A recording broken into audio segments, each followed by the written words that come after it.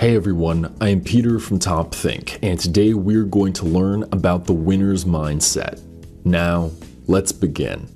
Have you ever compared yourself to someone who wins constantly and thought they must just be naturally talented? While things like physical form, intelligence, and other inherent characteristics can certainly give you some advantages over others, too many people use their deficits as an excuse to justify why they haven't achieved the success they're looking for.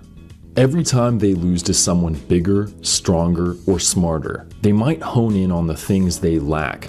They might use them as a scapegoat to avoid accepting their own failures. But the truth is, in life, there is always going to be someone bigger, stronger, or smarter. But by adopting a winner's mindset, you can learn how to beat them anyway.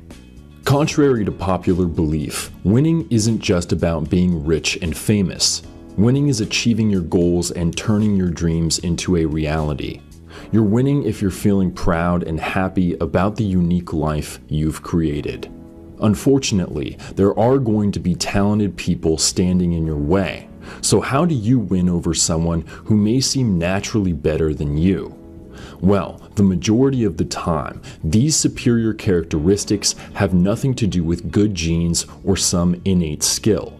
Even in professional sports, where physical shape does play a major role, most skills are developed through years and years of consistent practice, not just handed to someone at birth.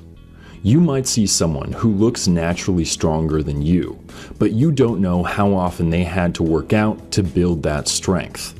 You might see someone who's artistically gifted, but you don't see all of the terrible drawings they had to do to get that good. So, to develop a winner's mindset, you need to change your thinking. Instead of blaming every loss on the natural talents you don't have, recognize that the other person may have just worked harder than you. That may not always be the case, but the cornerstone of a winner's mindset, whether you have any natural advantages or not, is a relentless work ethic. Now, let's dive into 6 ways that you can use this work ethic to develop the kind of mentality that never settles for less than the best. Number 1, always improve. The most important goal that every winner should have is to improve. If you're trying to lose weight, be a pound lighter than you were a few days ago. If you want to write your own novel, finish 2 more pages every day, so you're always further than you were the day before. This mindset addresses a trap called complacency, which keeps so many people from ever achieving their goals. In this context, complacency is feeling content with where you are, even when you know it isn't where you want to be. A complacent person is often so intimidated by the time and effort required to chase their dreams that they convince themselves their current reality is good enough. But winners aren't satisfied with something being good enough, so they apply their unbeatable work ethics to take at least 1 step forward every single day.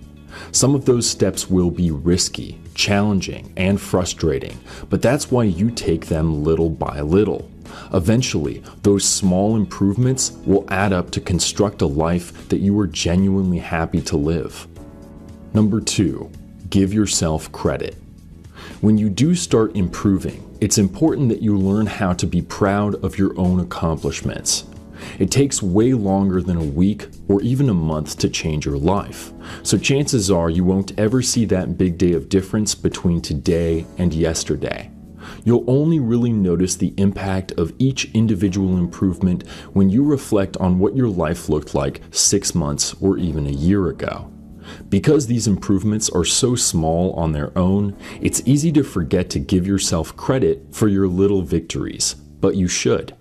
Every bit counts on your road to success, so practice feeling proud of how far you've come.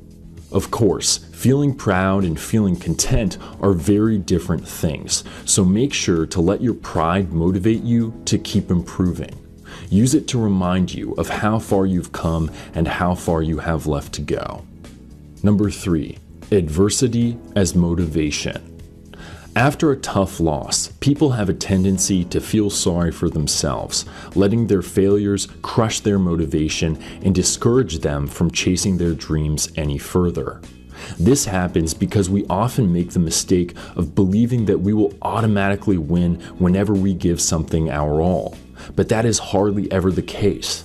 Reacting to adversity is such a critical part of the winner's mindset because winners use adversity as a tool to ensure that they perform better next time.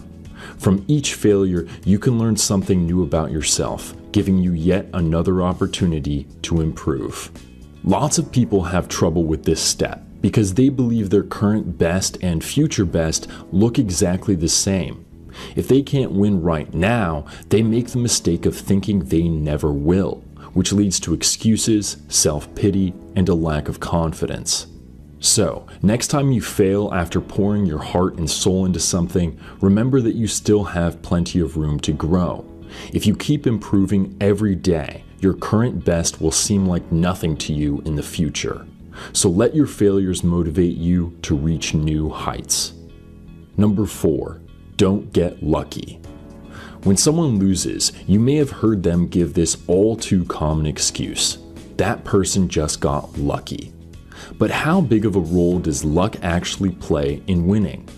If you're talking about a single race or competition, then yes, luck can affect the outcome. But people don't win in life by just getting lucky over and over again. In fact, the happiest and most successful people do everything they can to cut luck out of their lives completely. Instead of leaving things up to chance, winners want control over their own successes and failures. When they get that promotion, place first in that tournament, or accomplish any other goal, winners want to know that luck had nothing to do with it. They strive to earn their victories through preparation, ambition, and perseverance, because those same characteristics will let them create new opportunities for success even when luck isn't on their side. Number 5. Address bad habits.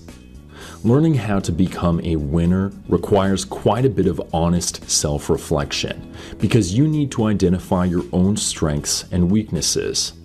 When thinking about weaknesses, your daily habits are often the best place to start because an unhealthy and unproductive routine can make it much harder or even impossible to accomplish your goals. Bad habits like watching too much TV and wasting time on social media can eat up large chunks of the day, taking away time that you would normally put to good use. Habits like eating too much junk food or forgetting to exercise decrease your body's performance, depriving you of the energy you need to be productive. But the problem often is not identifying your bad habits, but actually fixing them. Most people know exactly what they're doing wrong, but never take any concrete steps to fix them. This is because most bad habits seem pretty insignificant in isolation. Who cares if you sneak a cookie every once in a while or enjoy watching TV after a long day of work? Well, 3 hours of TV per day turns into 21 hours by the end of the week, meaning you almost threw away an entire day doing absolutely nothing. Even after realizing how harmful they can be, many people still accept their bad habits because they aren't willing to put in the work to get rid of them. Winners, however, refuse to let their bad habits take control of their life and actively build new, healthier habits to replace them. Number 6. Envision Success. Imagine you're about to take the biggest test of your life. If you get a high grade, then you are one giant step closer to accomplishing your lifelong goals. But if you fail, then it's like taking a bigger step backwards, which scares you even more. You're determined to study enough to make sure you won't fail, but you're so stressed that you keep relearning the same concepts over and over again. When the test date finally comes, you end up failing anyway. So what went wrong? This common mistake stems from your fear of losing, which gets stronger and stronger when you don't actually believe you can succeed. You spent so much time focusing on what could go wrong that you basically brought the worst case scenario to life. At the end of the day, it doesn't matter how great your work ethic is if you don't believe you can put it to good use. By envisioning success, you can give yourself more confidence, improve your performance, and motivate yourself to overcome obstacles. This positivity stops anxiety and doubt from taking control, giving you the opportunity to shine,